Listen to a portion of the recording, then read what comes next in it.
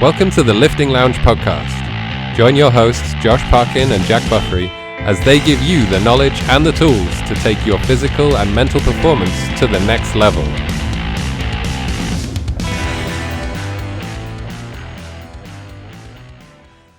Hello, ladies and gentlemen, and Josh. Hello, hi. So we're just going to give a little bit of a different introduction in today's episode. We're just going to run down what we're going to talk about in the episode, and that way you can kind of check it off against the show notes, jump around to the bits you want to listen to, but honestly, you should listen to the whole lot because we're fucking awesome. We're obviously going to start off with Geek Corner, where I'm going to see where Josh's priorities lie in terms of the world issues. Then in Fit Talk, we're going to talk about a little bit of Greek mythology, then some more scary shit because it's been a while since we talked about that in study time. And yeah, it's not just robots are coming, it's not just what's the cyborgs, not just cyborgs now, it is just scary stuff is coming. And then when we get into the hot topic, we are going to be talking about being process versus goal oriented. But guys, if there is any specific subject you would like us to chat about, then the best place to get hold of us is in the Facebook group. So jump in there, make sure you're a member, and ask us any questions you want, and we might pick them for the podcast. But before all of that, me and Josh are probably going to chat shit for a few minutes. So, Josh, how you doing? I'm good. I've started training at a new gym. I'm absolutely loving it. I tell you what, I've been doing conditioning at the end of each workout, and it's fucked me up. How hard is it? Delve into your conditioning a bit. Well, so I've been doing just either one day's air bike, 30 seconds on, 20 seconds off. How long for? I've been doing 6 rounds at the moment, but I'm going to up that to eventually up it to 10. Oh my, air bike sucks, bro. Oh, yeah, it doesn't matter how fit you are as well, because the harder you go, the harder it is, and it just makes that resistance harder. It is grim. But yeah, it's good. Like all my muscles hurt, and it's been a while since I felt like that. So it's nice. It's good. It's a nice feeling. And really I think you were saying the other day, like it's so much better when all your nutrition's in, your training, everything feels good. Like I'm wired. I feel great. So yeah, just gotta keep it up. Yeah, I mean, for the last few days now, I've been eating pretty much all whole foods. The only food that I've been eating that isn't whole foods is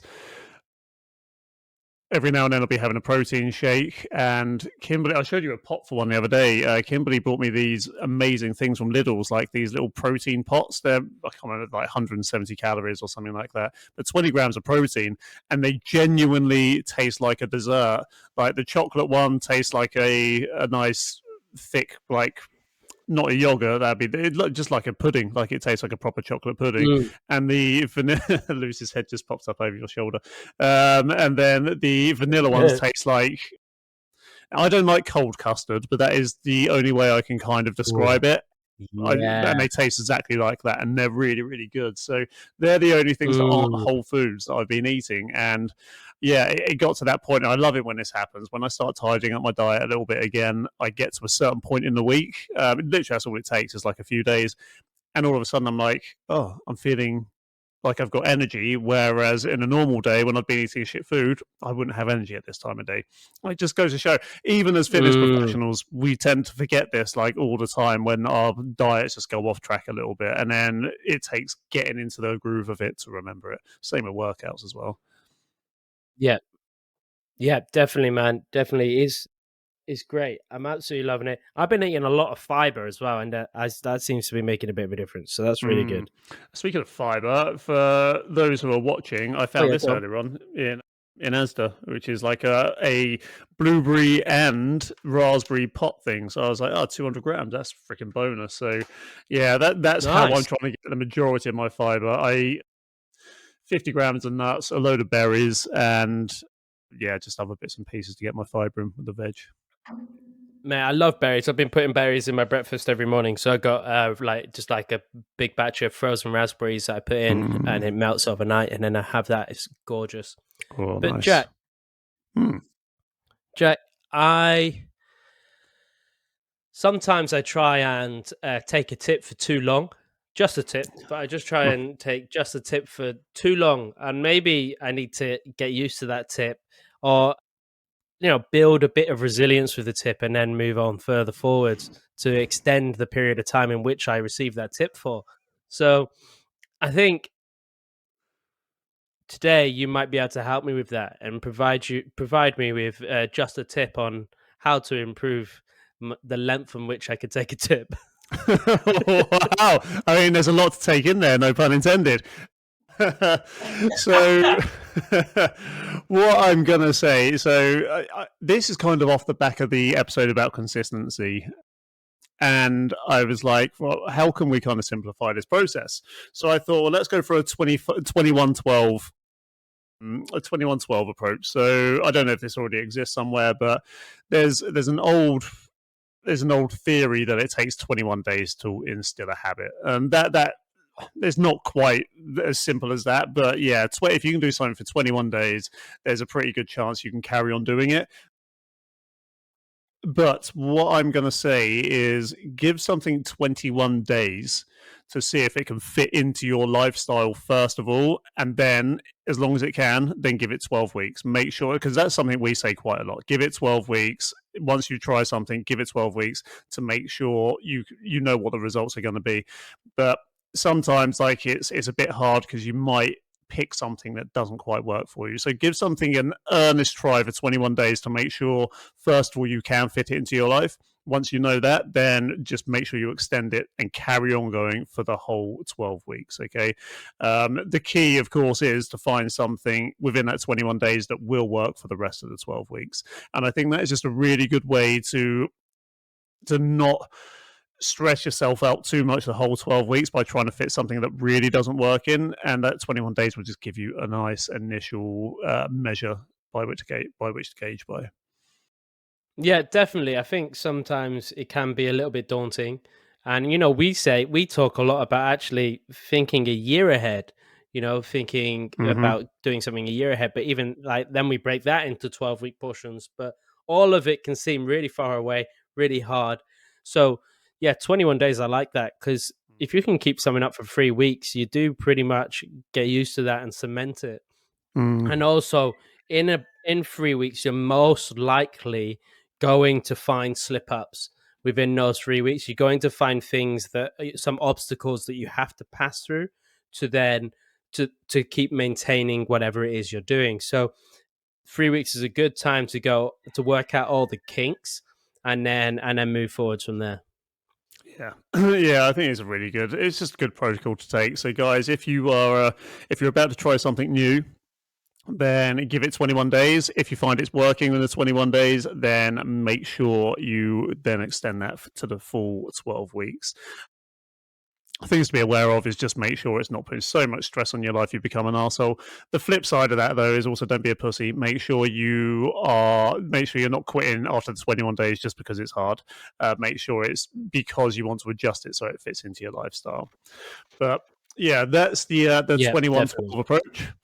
Next, we are going to go into Geek Corner, Josh, and this is some stuff that I've been asking a lot of people. You've probably heard me asking this question because I know you've been in the gym whilst I've been asking people this question. I've been saving it to speak to you about, and that is, what would you do if you had access to an artificial intelligence program that in turn had access to every single government document ever across the globe?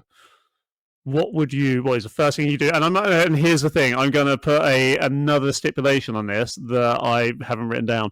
That is, you only have 2 minutes to ask it and get an answer. So you only have 2 minutes? Yeah, so you can't ask loads and loads of different questions. You say that though, so you can ask a lot of questions in the space of 2 minutes. Yeah, but how AI can respond? Yeah, but I mean, AI can respond in seconds, essentially. Okay. Oh, it depends what kind of questions you want to ask it then. So yeah. So go on then. Yeah. What would you ask it? Man, that's so hard.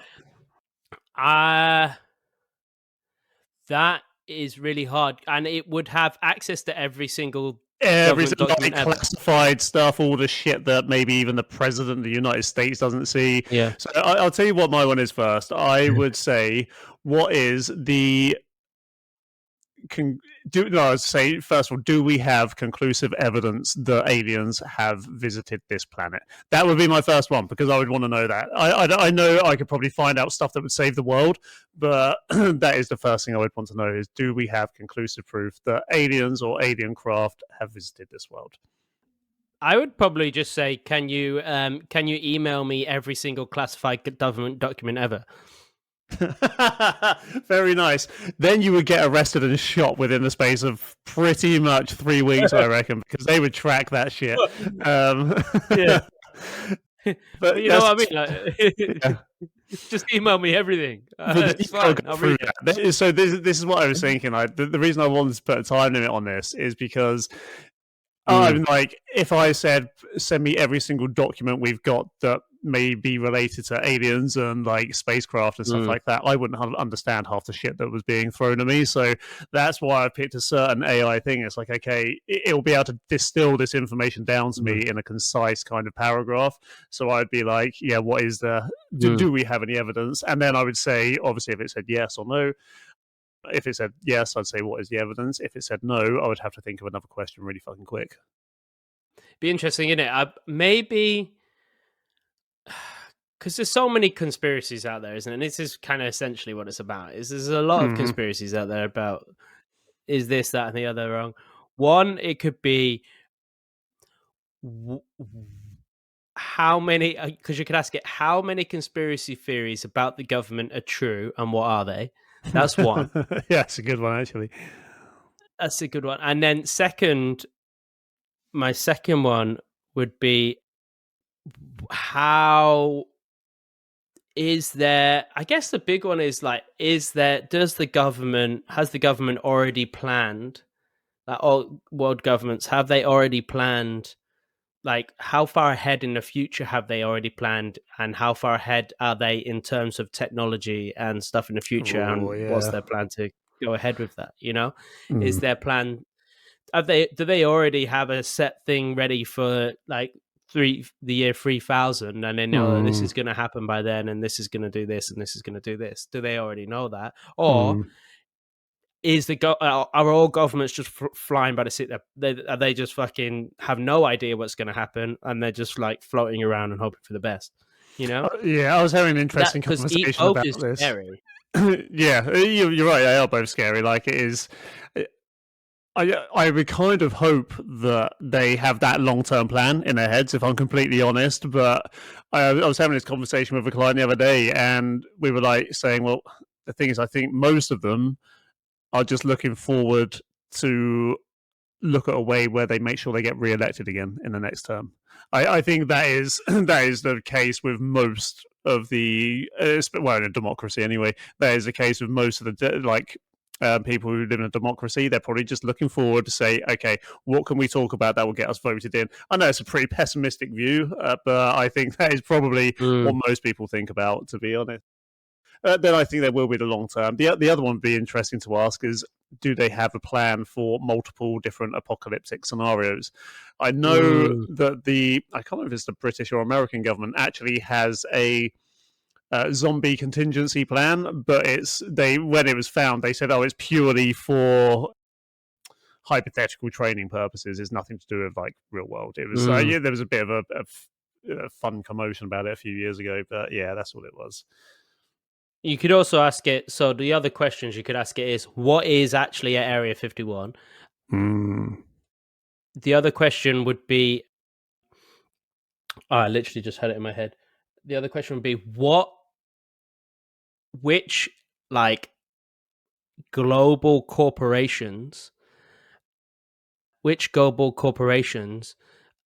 are funding which governments?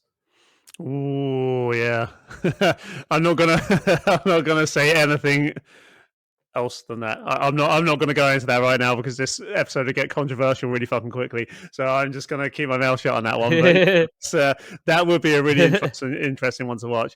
I mean, to be fair, you can another one. I've got another one. Did Epstein do it? God. He absolutely did not kill himself.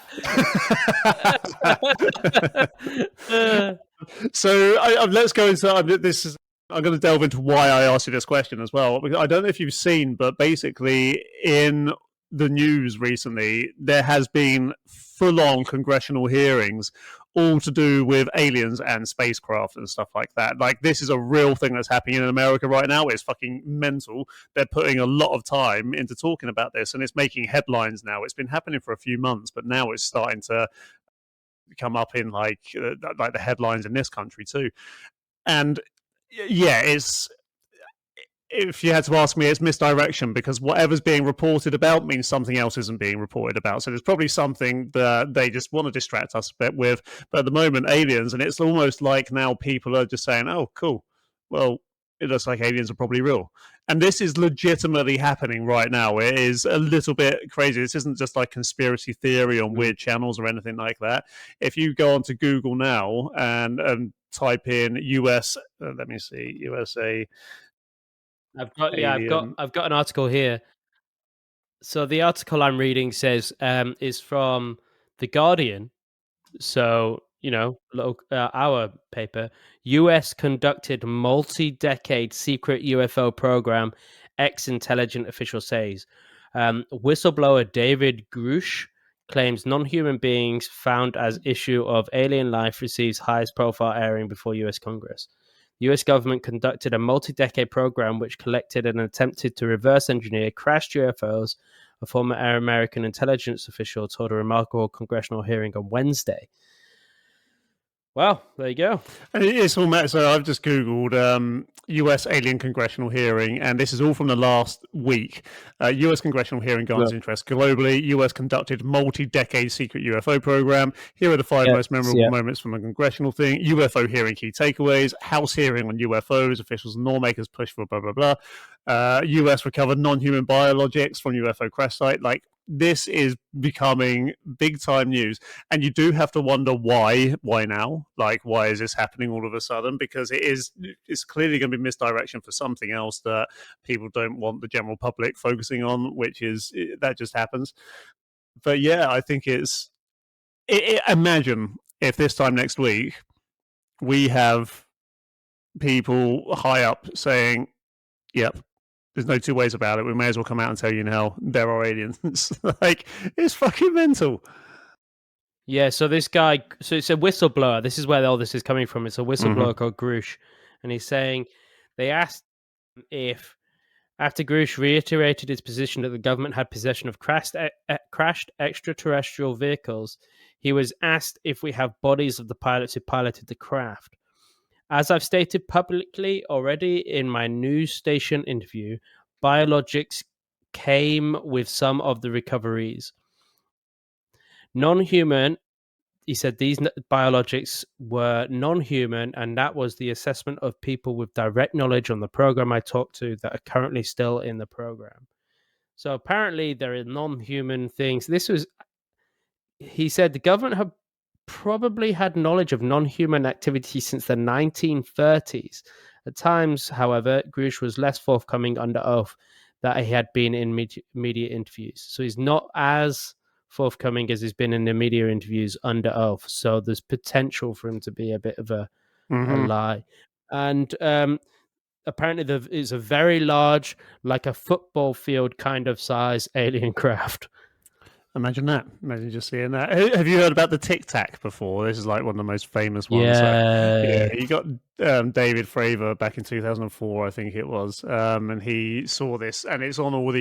You can see videos of this on YouTube. Unfortunately, all this shit's always fucking hazy and unclear.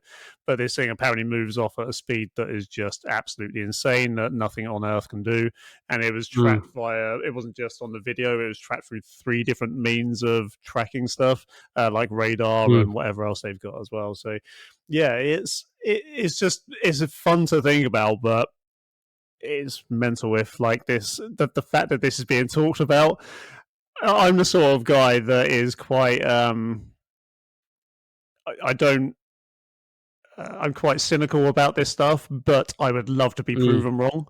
Like I 100% think there's aliens, but billions of miles away. I don't know if they come in here or not, but I would say with ghosts, I would love to be proven wrong. I don't believe in ghosts at all, but I would love to be proven wrong. I think it'd be amazing and slightly scary if they existed. So yeah, for me, it's just really interesting to think about all this stuff, and because you get some real hardcore believers out there, so it's find it. Mate, it's interesting. It is interesting, and if it's true, who knows? But it's a weird one, isn't it? Because this is, what difference does it make to us if there is? And and they found a craft ages ago, and there is and nothing's happened since. Like, what does that? I just don't know if it makes any difference, or if it does make a difference, or you're what? right. It and could that's just the thing. be there is aliens out there. I think, and that's almost like it looks like that's almost what it's heading for. If for instance they did know something, I'm sounding like a right kook here, but this is just what I'm hypothesizing. Like, if for instance we did know there was something, it's like they're trying to get us just used to the fact that there is.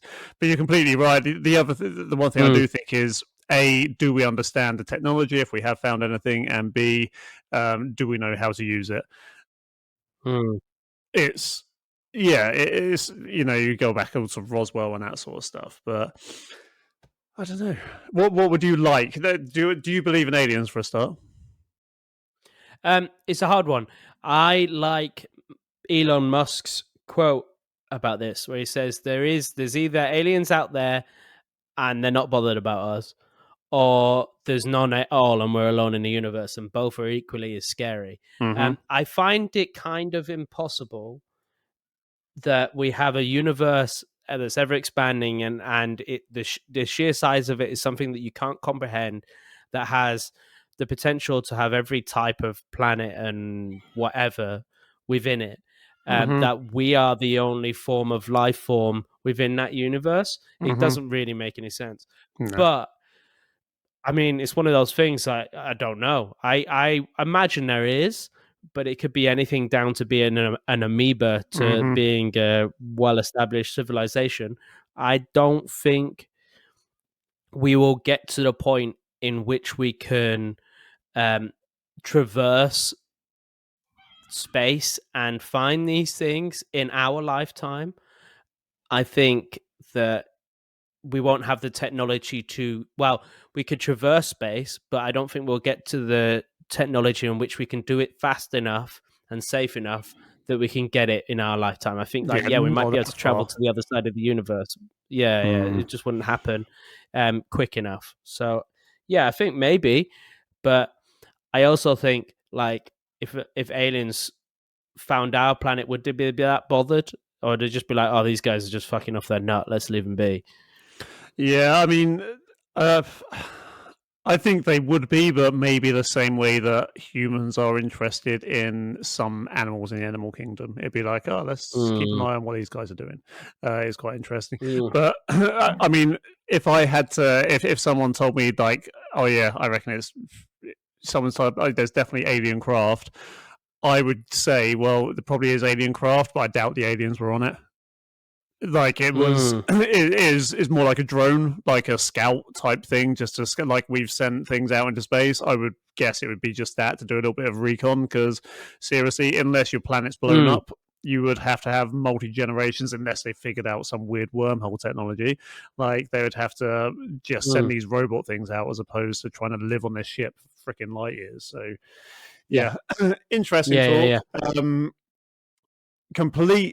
Complete change of subjects. I just wanted to finish this off quickly.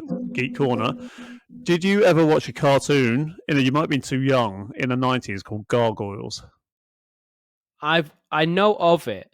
I haven't watched it fully, but I know what it's about. Yeah.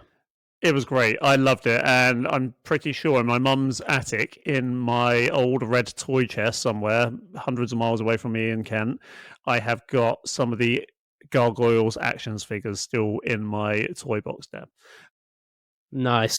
Apparently, this has been in the works for a long time. Kenneth Branagh is directing a live action version of this cartoon.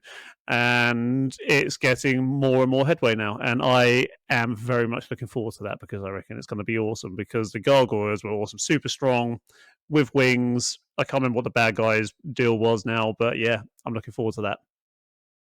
Yeah, man, that looks good. I have heard this actually, that Kenneth Branagh's doing that.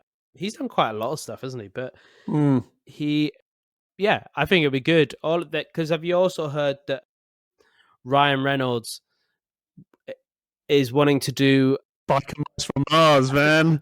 Yeah, Biker Mice from Mars. Yeah. I used to love this. So when I was a kid, I had all three of the main characters, their three motorbikes, and the baseball stadium that they used to like drive out of. Yeah, I used to love Biker Mice from Mars when I was a kid. That was good shit. Nice. Who was your favorite? I can't remember their names, but mine was the dude with the metal arm. I can't remember it. I can't remember either, to be honest, mate. It's so long ago. Yeah, I can't remember. Anyway, let's move on now from Geek Corner. And I want to talk to you today on Fit Talk a little bit about some training that I'm currently doing and a way that anyone listening to this can kind of incorporate it into their own life as well. And I'm calling it the Milo Challenge. So Milo is a guy from Greek historic mythology. I think he might have even been a real guy at some point. I think he was like an amazingly good wrestler. But the mythology behind him is that every day he would pick up a baby cow, so a calf, and then carry it across a river, put it on the other side so it could eat all the grass, and then carry it back the same night.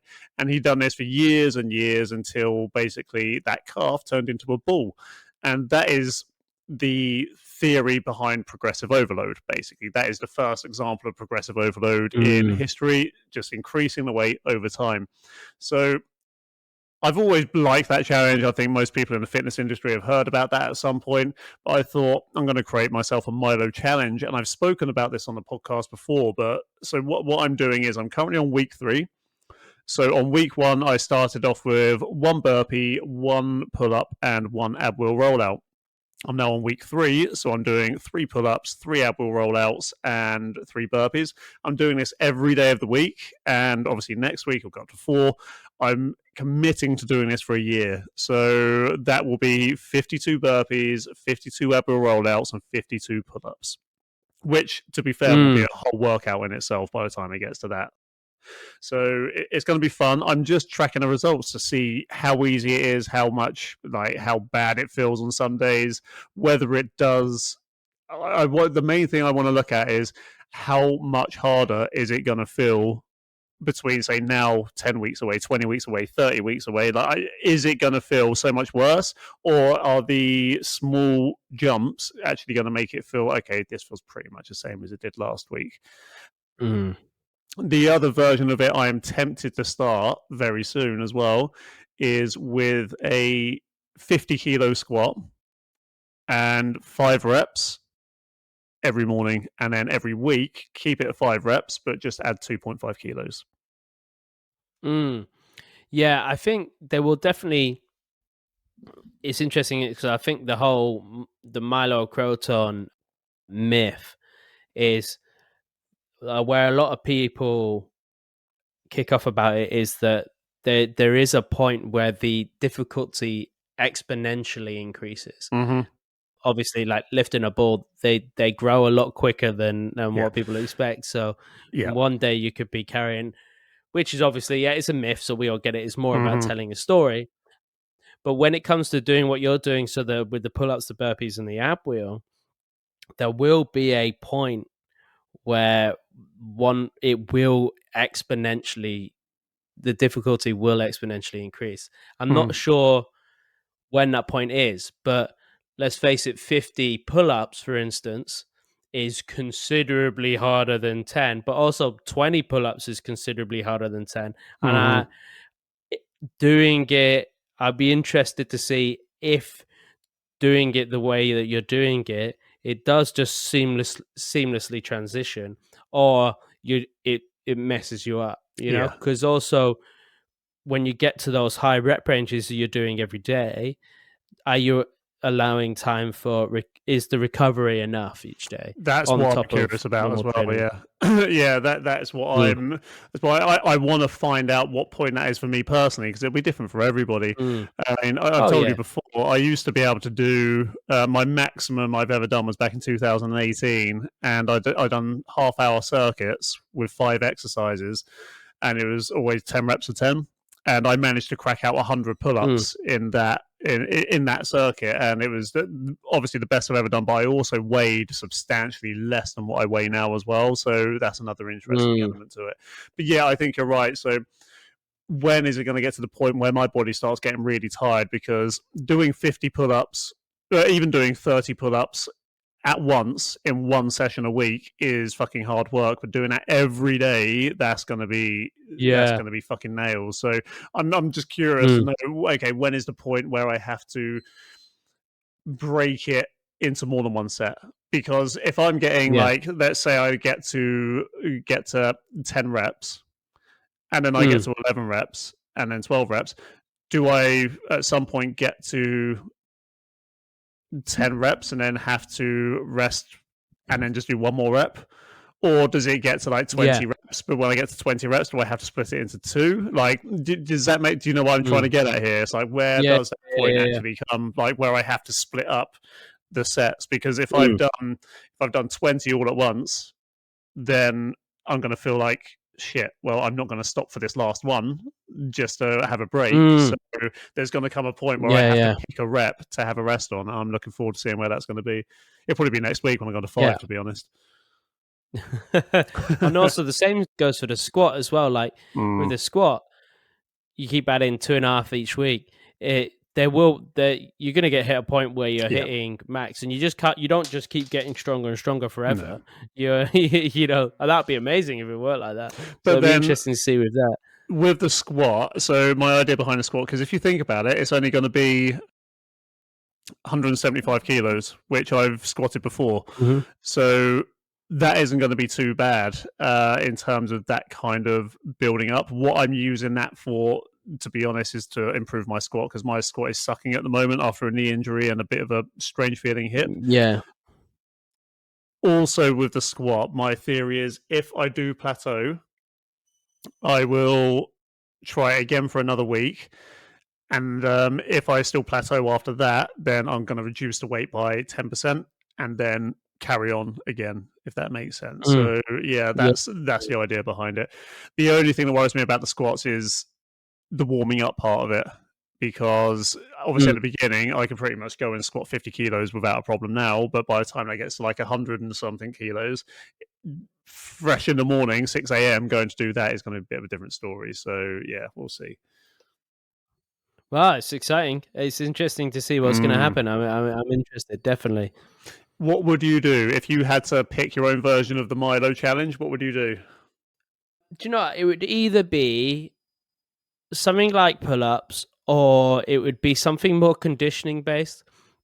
I like the idea of the long cycle. So, you know, one of our colleagues sent a video.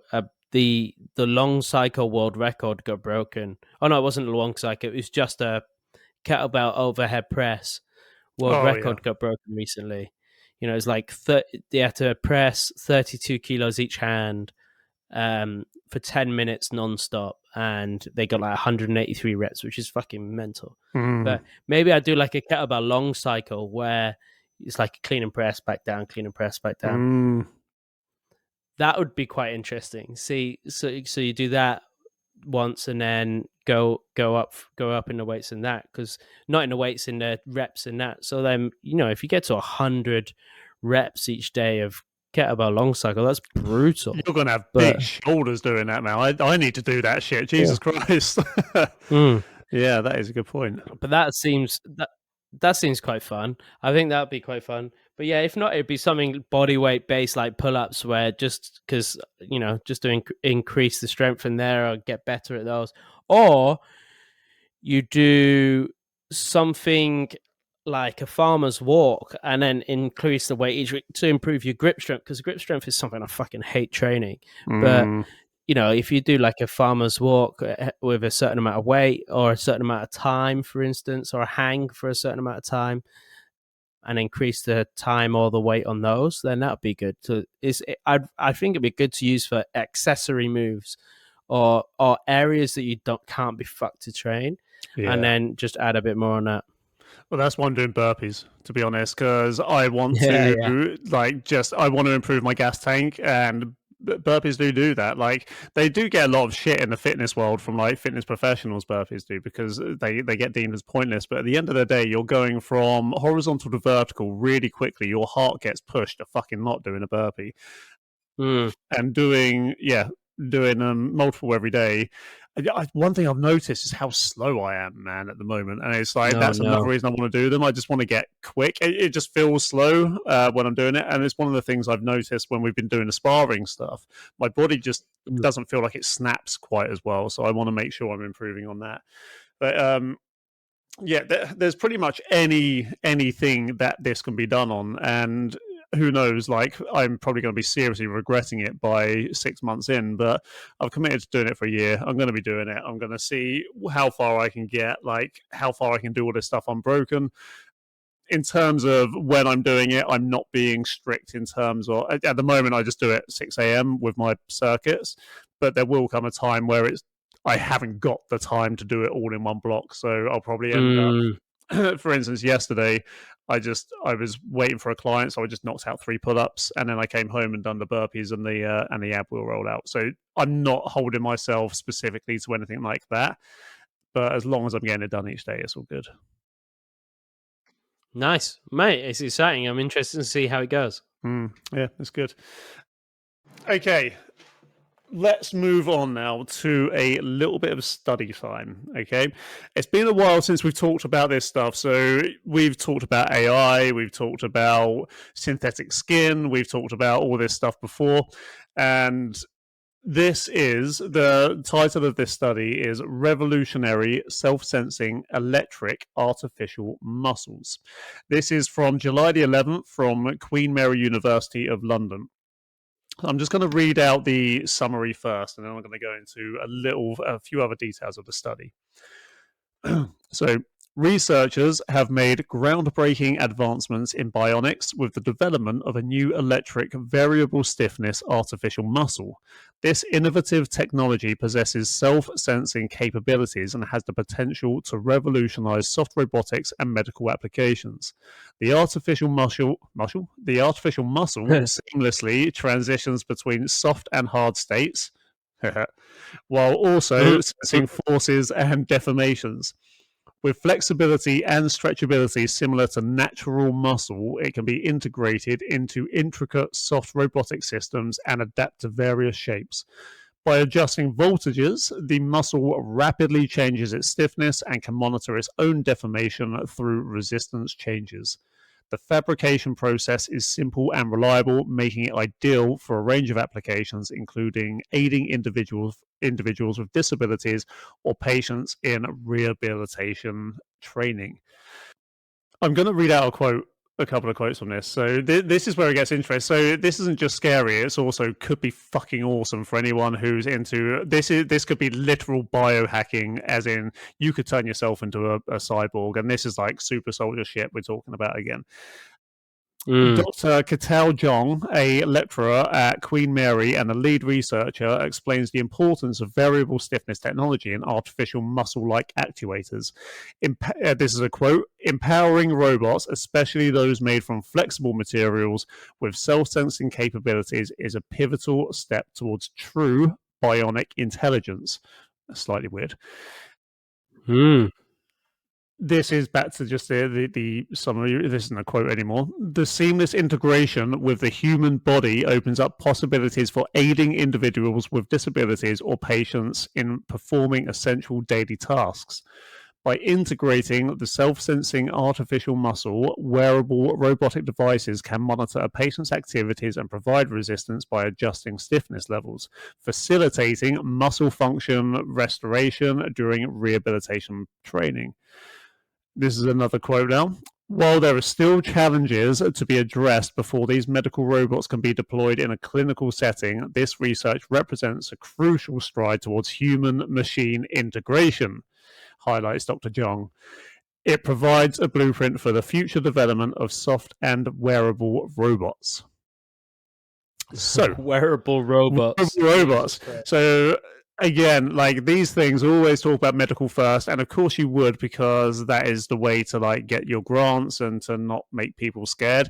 But to be thinking that this can be used for military applications, for example, or something like that, for people who wanted, or I mean, it definitely could be used for limb replacement as well eventually, if they can create a whole body's worth of muscles that work the same.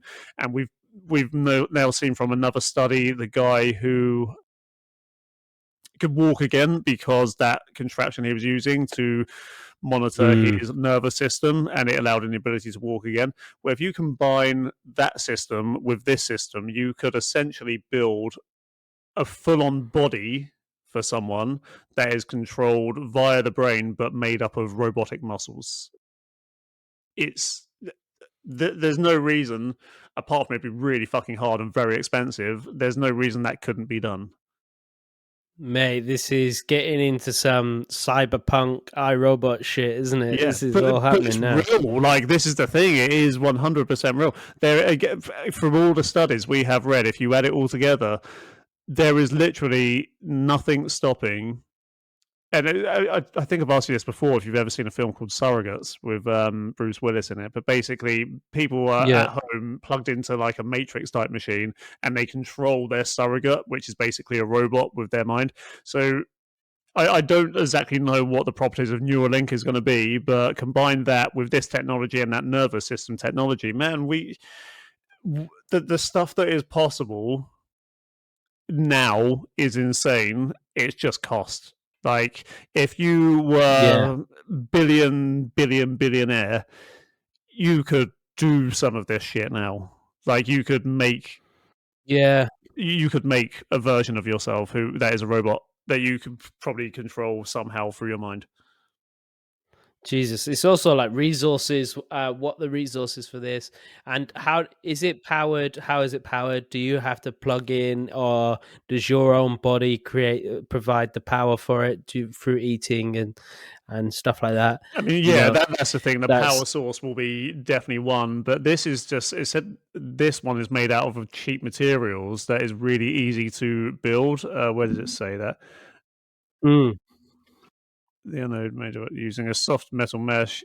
I can't find out where it is now, but yeah, it says it's very. It can also stretch to 200% stretch along the length direction as well. But it says, yeah, the actual stuff is quite inexpensive, and muscles are stimulated through like electric stimulus. That is what real muscles do, and it's the same thing. Like, it is. I want to build a robot.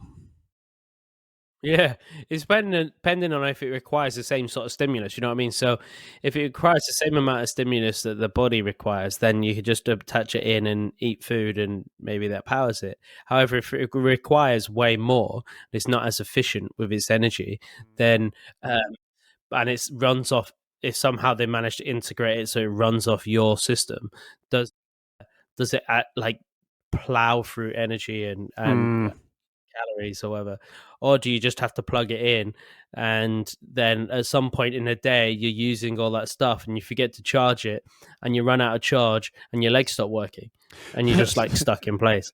I mean, I know you said that kind of tongue in cheek, but I've actually got a client with a robot leg, and she done that one day. She forgot to charge it up, and she was fucked because she couldn't. It wouldn't move because it wouldn't. It's one of those clever smart legs. Oh no! And yeah, she didn't charge it up, and it wouldn't bend because it has to have a certain amount of charge to flex and bend and stuff like that. So yeah, I mean, if that stuff's already there, and we're just taking it to our next level, so I guess charging. I don't know how much energy it would use, but it's fascinating stuff, man. Like, just knowing that this stuff again is absolutely 100% attainable.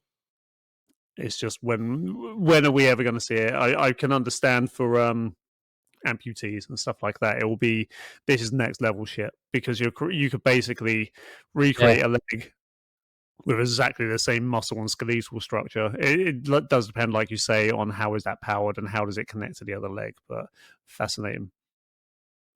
It feels like just from these conversations today and all the conversations we've had, that every single sci-fi theory about what's going to happen in the future is happening all at the same time.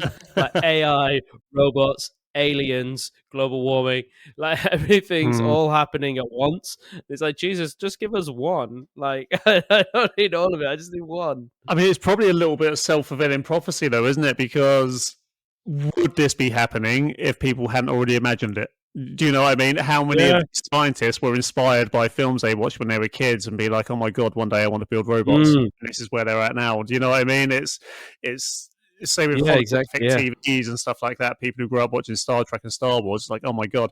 And you see all the people on trying to make lightsabers as well. Like this stuff is probably partly inspired by all of that stuff. So it's taken someone to think, what would the ultimate version of this look like?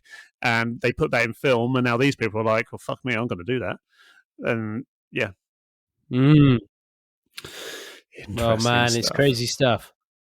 What limb would you have fully robotic limbs if you were given the option that you never had to train to get them stronger? Of course. Why not? 100%. It'd be amazing, wouldn't it? It'd be so cool.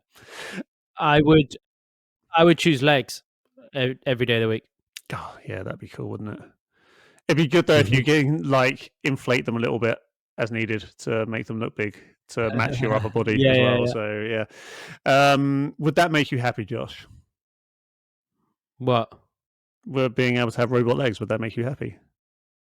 Yeah, it would. Yeah. Excellent, good. Because right now I'm going to talk about, for the hot topic, one of the biggest keys to long-term and consistent happiness.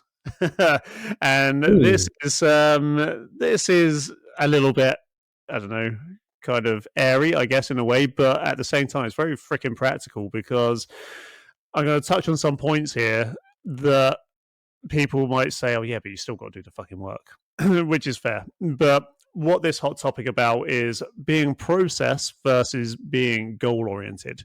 And this is going to mainly apply to people who have goals, but they're not necessarily competing at a really high level. Like they're not stepping on stage, or they're not like top end of a sport or anything like that. It's also for people who feel like really rushed when they're trying to fit things in that they know are going to improve their lives, but it stresses them out trying to make it work.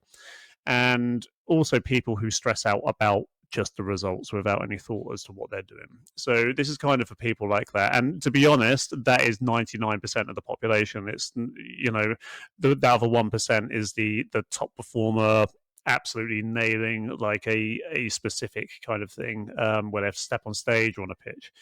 So what I would like to do, so the results for this are just explain what process versus goal oriented is and how that applies to people who have goals, but again, are not. My results are help you distinguish the difference between process and goal oriented. So what is the difference between them? The drivers are to help you get more associated with the process, which could also be described as a driver in itself.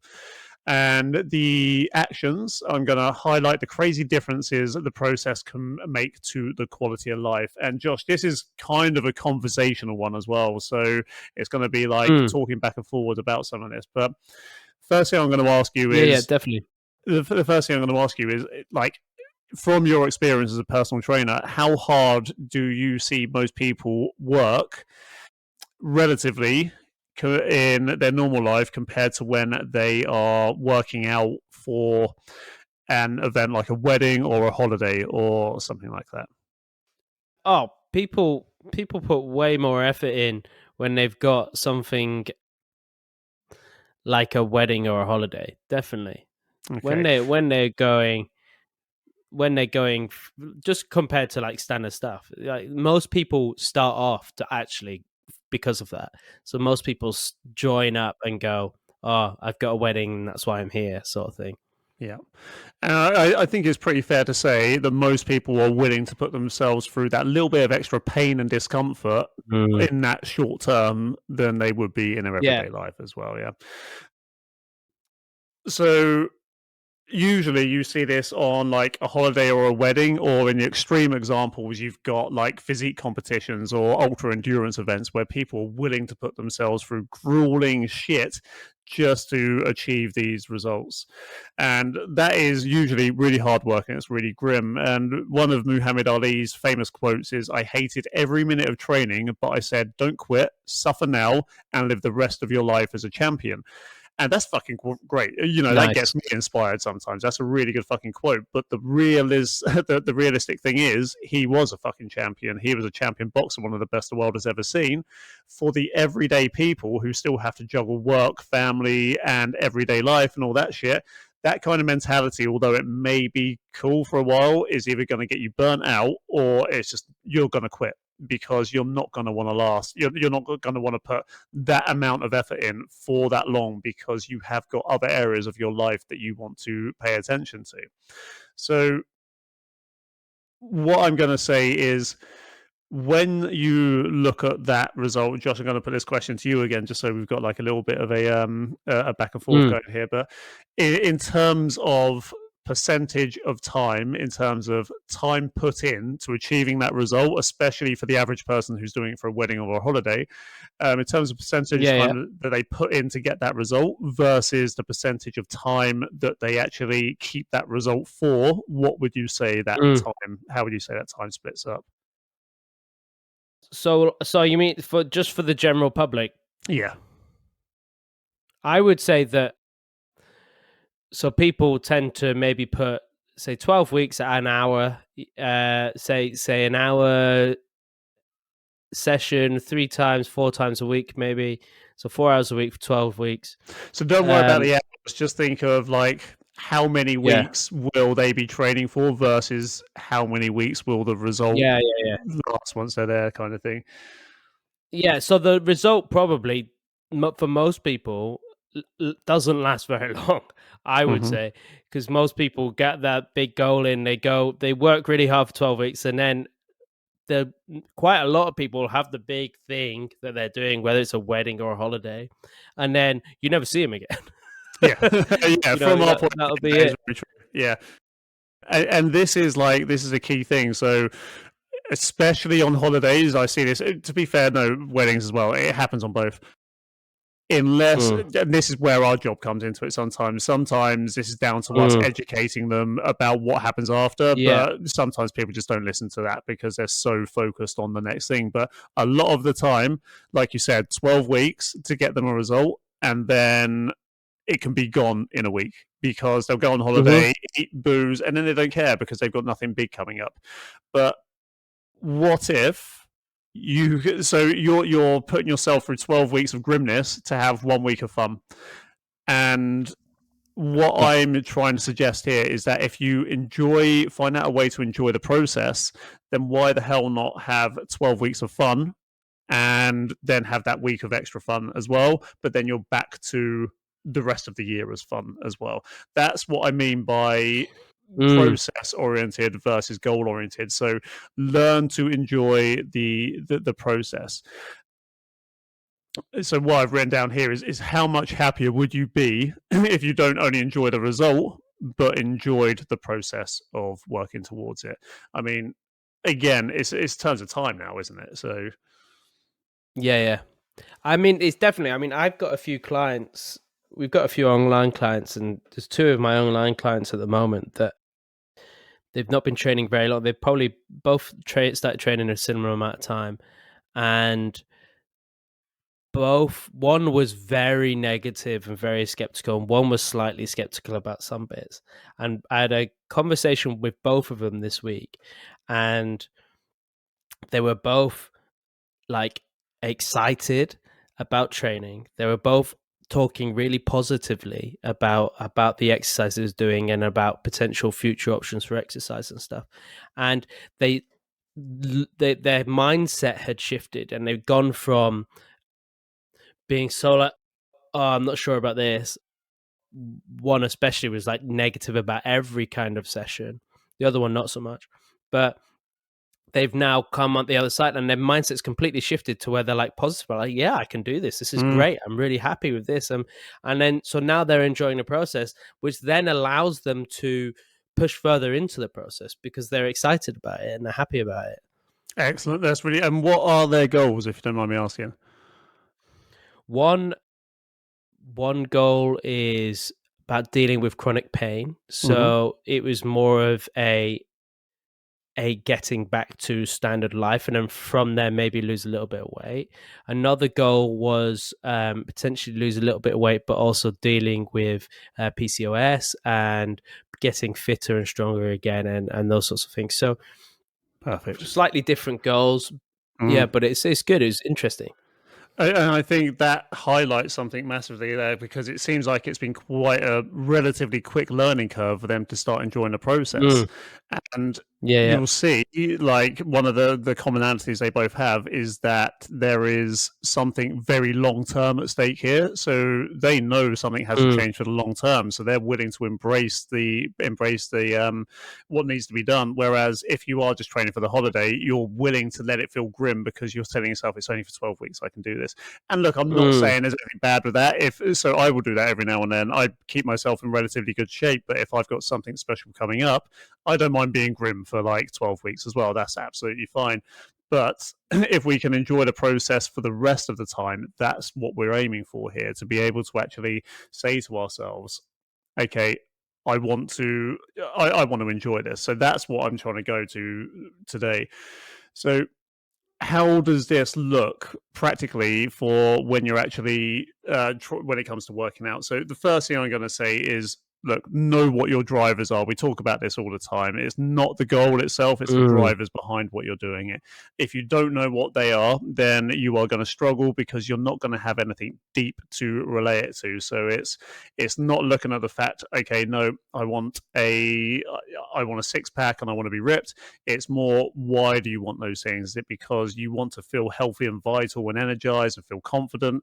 It's getting down to an emotion. You've got to keep on asking yourself why until you get down to an emotion that resonates with you the most.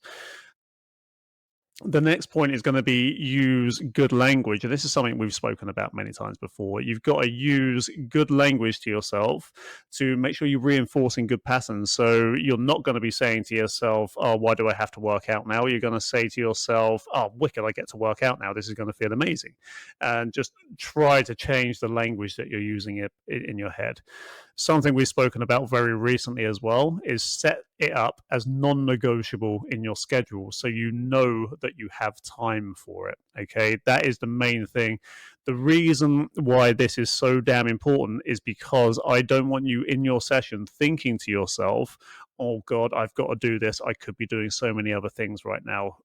I promise you, nothing is as important as what you are doing in that hour or half hour or 15 minutes. Okay, make it non-negotiable in your schedule so you don't have to think, I should be doing something else now. Okay, that is so fucking important. I can't even stress that enough. You want to take time to feel the benefits of your work, not just seeing the results. And this goes back to what we were saying earlier on, Josh. Like, we've been quite consistent now for a little while and starting to feel the benefits of, I'm definitely feeling the benefits of eating a whole food diet again. It's really good. And plus, my exercise has raised up a bit as well. So I'm feeling really freaking good. I think it was the other day, I was probably annoying people in the gym because I was proper high energy and just buzzing. But I was feeling great. Something else we've spoken about recently is set interim goals. So break down your big things into smaller goals. And this does not have to be crazy, but just stuff that you can do within a session that is going to motivate you in a small scale, not the big, large scale motivation. Like, I know, adding a bit more weight, doing a couple more reps, or just lasting a bit longer. Anything like that is going to help motivate you. Another one that I've always been quite naturally good at, and I didn't realize how lucky I was to be naturally good at this until recently, and that is, don't compare yourself to others all the time. Work on yourself. Like, compare your own results to your own results. I didn't realize until I became a full-time PT how much of an issue this was, especially in the age of social media and stuff like that, where you're just being bombarded with seeing all of these perfect looking people with their highlight reels. They're just showing off the best version of themselves. So the best version of yourself as well is going to be fucking great. So just focus on that. Just focus of trying to attain what you can do, not compare yourself to others. Another really important thing is allow yourself the opportunity to fail, because every time you do, that gives you a clear opportunity to progress in a certain area. Don't get me wrong, in the moment, I get pissed off about failing a rep, but in the long term, I'm like, it doesn't fucking matter because I'm going to smash that in a couple of weeks' time. Like, it does not matter. It really doesn't. Same thing can be said with times and stuff like that. So if you do set yourself a goal when you miss it, don't fucking worry about it. You've now got another goal. And in that same session, you might progress in another area instead. So, celebrate that win, and just whatever you didn't get, that is your next goal. It's absolutely fine. And this goes back to the scheduling one, but be present in the moment with the knowledge that you're creating a better future for yourself, because that is what you were doing. Again, nothing should be more important than having a body that works better, having a mindset that accepts all of this, because if you can do this for yourself, I promise you're going to show up better in everyone else's lives as well. So that is kind of how to look at all of this stuff, how to enjoy the process, how to get yourself in that mindset to enjoy the process. So Josh, I know I just kind of reeled off a shitload there. Have you got anything to add to all of that?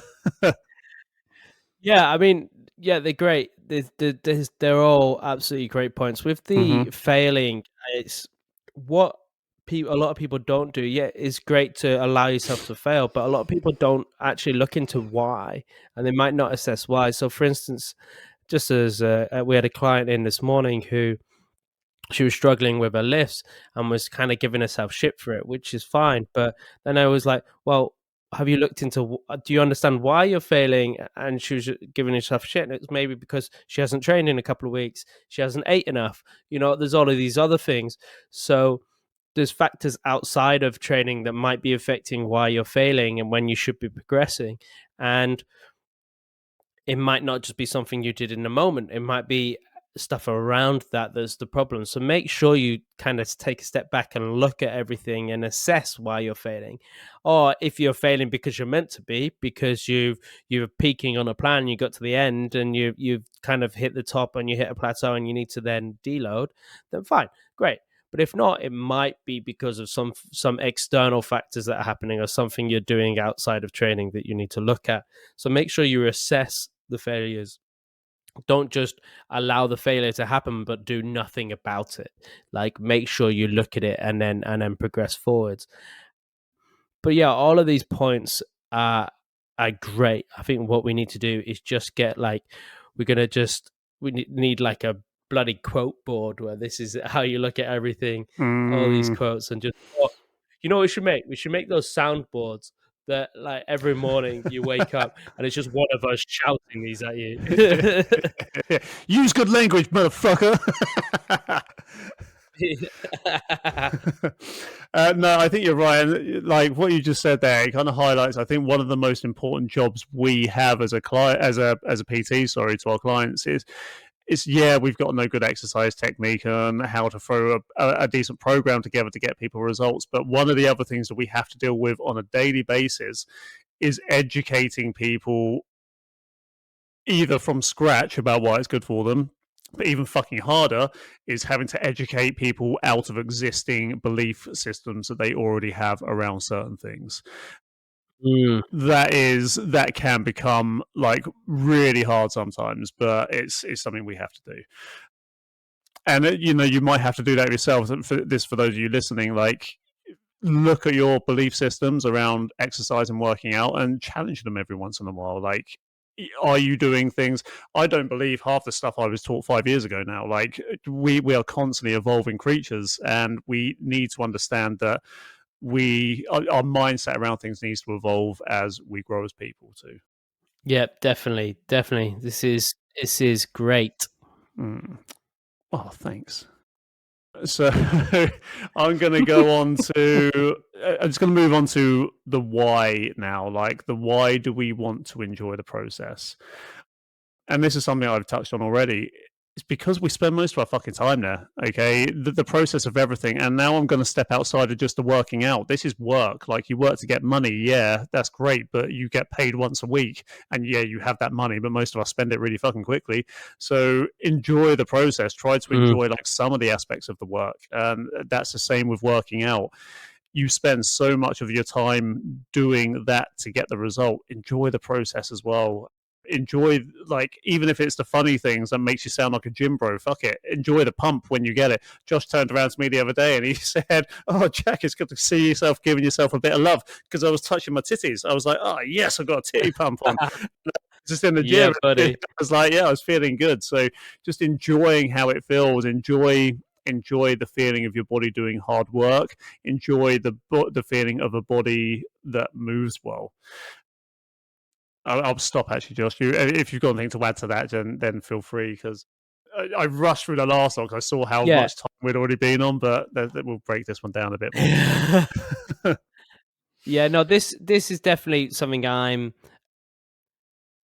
in liking at the moment. Is I'm actually, like, each training session I'm enjoying putting myself through a bit of graft, especially like with the conditioning and everything.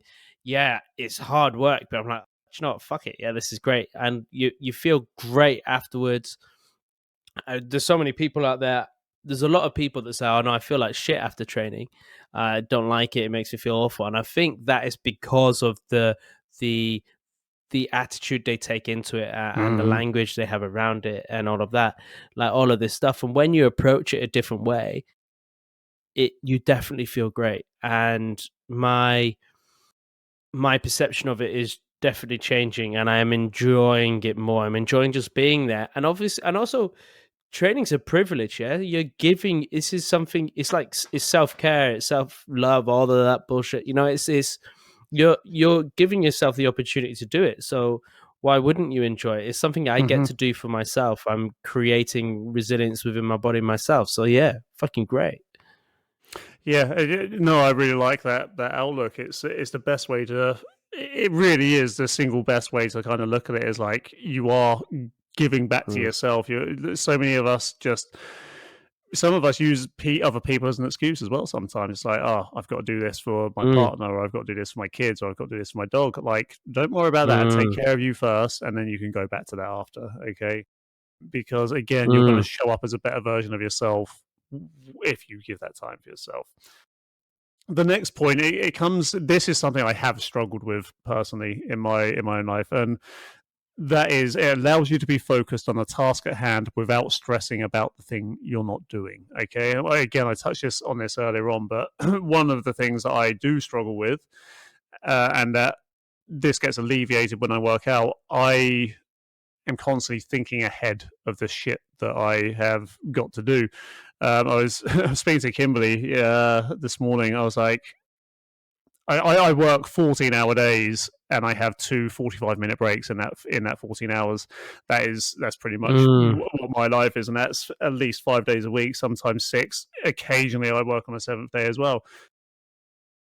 It's a lot of fucking time, and so I am always thinking about the next thing. What's the next thing I've got to get done? What's that? But when I'm working out, I am using that time to be present, to feel that pump. I enjoy it. I enjoy the letting go from the everything else and just focusing on that one thing at a time. And this will come back down to scheduling as well, because I know what I need to be working on at any given time of day. I tend to be, that's why I don't get stressed out. But when I'm working out, that allows me to be present. There are other times in my schedule when I will be thinking ahead to other things. And I do get distracted sometimes, but I make sure my workouts are my workouts now.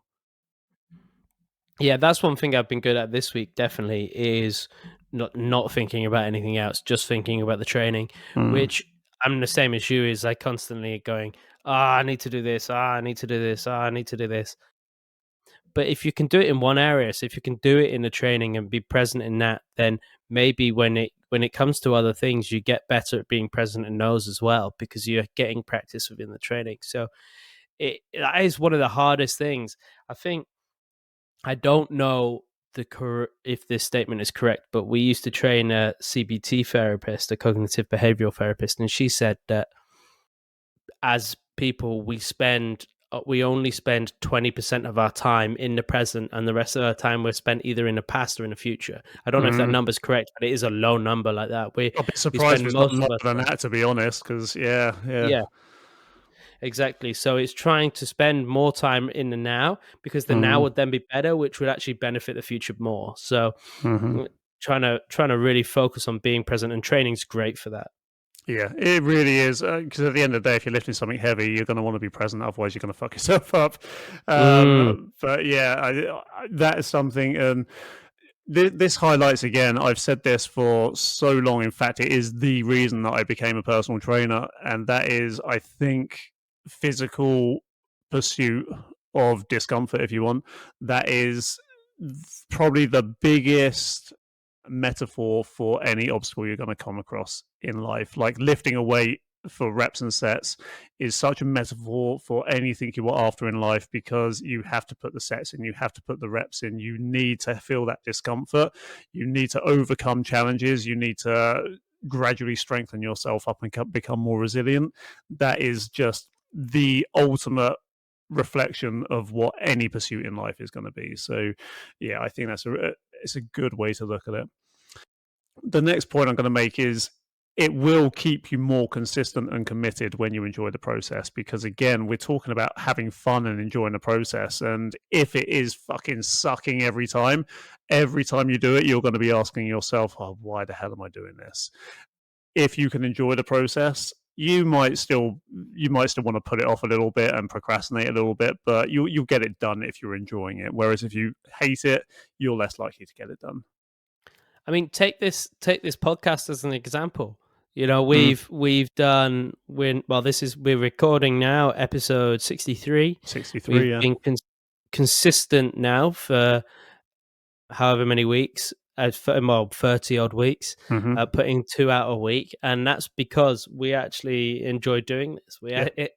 I never thought I would enjoy talking to you for this long, to be honest, but it's actually been good fun. We've enjoyed the process, and it's kept us consistent and committed to it. It's kept us going.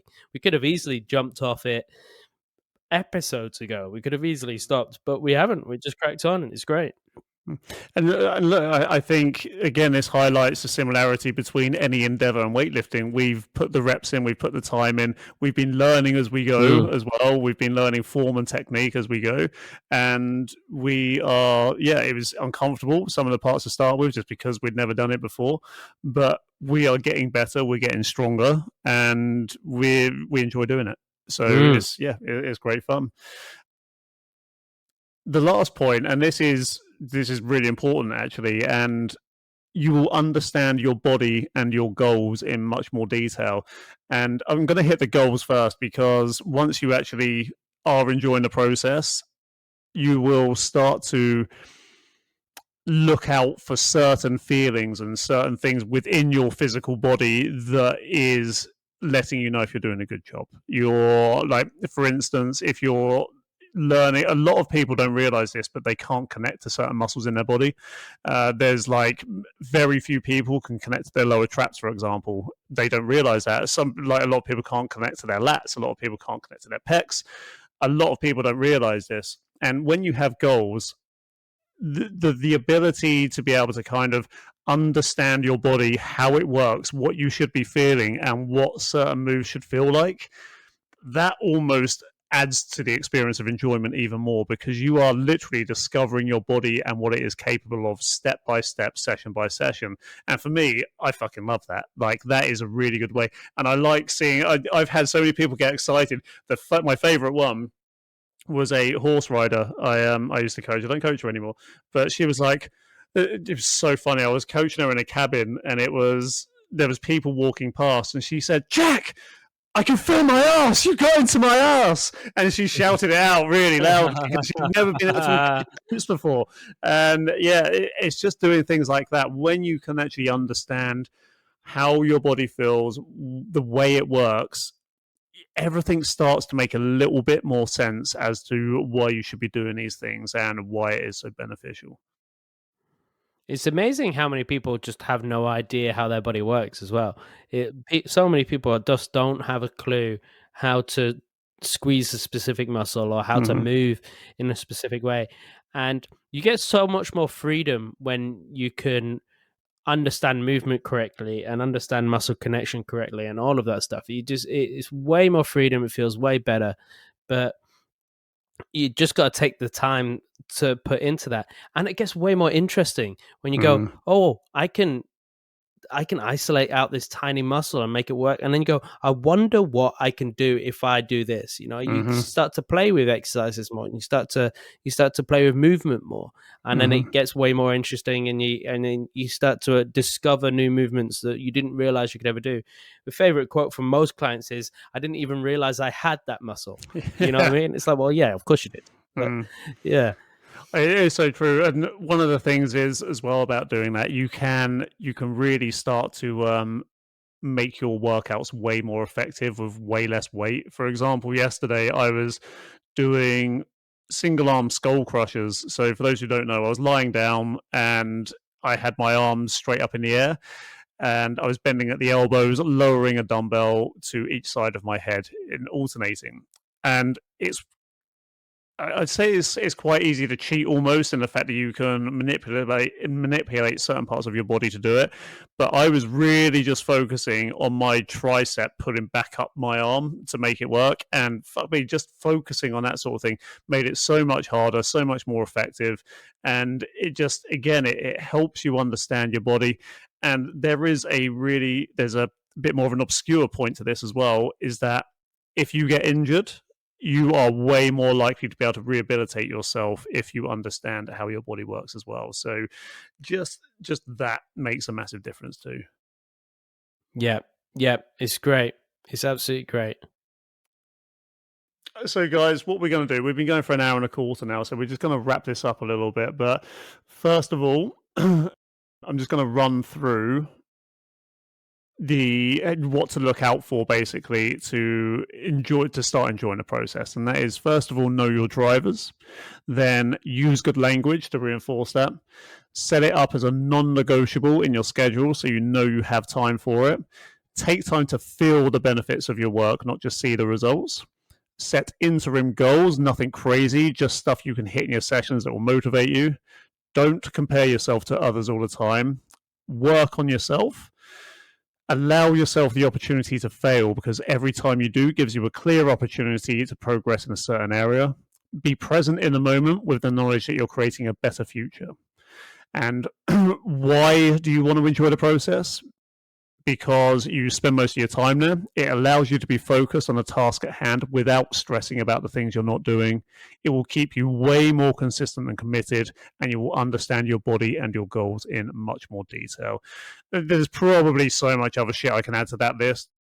I don't know if you've got anything that comes to mind, Josh, but I think this is a good place just to get started for everybody, to be honest. Mate, I think you gave everybody a plethora of information, and they can take that home and expand on that as much as they need. Awesome. And again, guys, if you are someone who is training for something specific, like an event or like a bodybuilding thing, an ultra endurance event, a martial arts thing, anything like that, then go fuck yourself up. Like, make it feel grim. I don't care if it feels grim. You've got a result. You want to achieve, go and fucking get it. Like, have that Muhammad Ali attitude. But then when it comes to your off season, then maybe start thinking about this sort of stuff as well, because you want this for the long term. Fitness is not just a fad that you do for holiday or for a wedding. It is literally something you want for the rest of your life. So yeah, go out there and get it done, people. Do it. Do it now. Yeah. Right, Jack. Go on. What starts with D and ends with ick? Apart from the obvious, I do not know. What's the what do you mean, apart from the obvious? Apart from dick. Oh, you dirty bastard. It's a drumstick. For God's sake. Ew, penis. Very good, Josh. Why don't you tell the lovely listeners where they can find us? So on YouTube, we are the Lifting Lounge podcast, and on Instagram and Facebook with RDA Strength Systems, and you can find Jack at Jack from the Lifting Lounge, me at Josh from the Lifting Lounge. And if you have any questions or topics you want us to cover, then go to the Lifting Lounge Facebook community group. So just type in the Lifting Lounge in groups on Facebook, join it, and then you can pop in any question you want us to cover on the podcast. Are we on the artist formerly known as Twitter, now known as X? Oh yeah, shit. Yeah, we're on Twitter as well. X. The RDA system. RDA system, yeah, cool. I don't understand this whole rebrand thing, but it is now called X. So yeah, fair play. Guys, wherever you ingest and distill our content, then please leave us a 5-star rating or a 10-star rating, as many fucking stars as you can give us. Leave us a review. Please share, like, subscribe, all that jazz, because the more you do that, the more people we can help. And we fucking love helping people because we're nice guys. I am. Josh is a cunt. Yep. Happy. Until next time, ladies and gentlemen, that has been episode 63. We will see you very soon. Bye. Bye.